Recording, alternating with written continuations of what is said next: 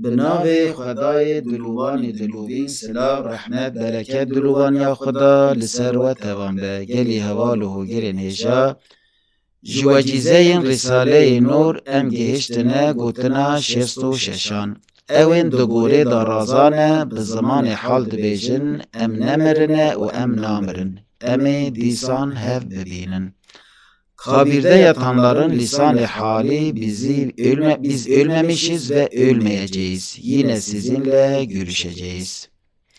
Bavariye ahiret jî kalan ra dibêje xem nekin, ciwaniyeke wê yê ebedî mayînde heye.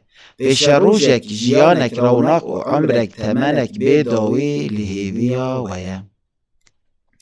Ahiret imanı ihtiyarlara der, merak etmeyiniz. Sizin ebedi bir gençliğiniz var. Gelecek ve parlak bir hayat ve nihayetsiz bir ömür sizi bekliyor.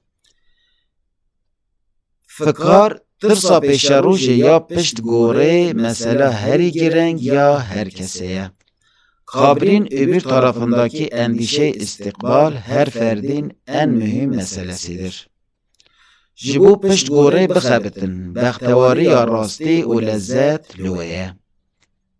Kabrin arkası için çalışınız, hakiki saadet ve lezzet ondadır.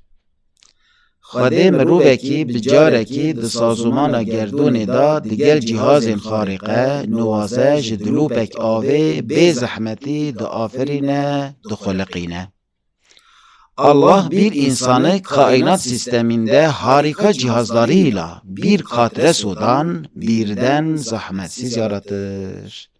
Beli li bal mettiş zahmet dixuyen li bal Xuda hesan u rahete. Emanet Xuda bin, Xuda alikare ve be inşallah.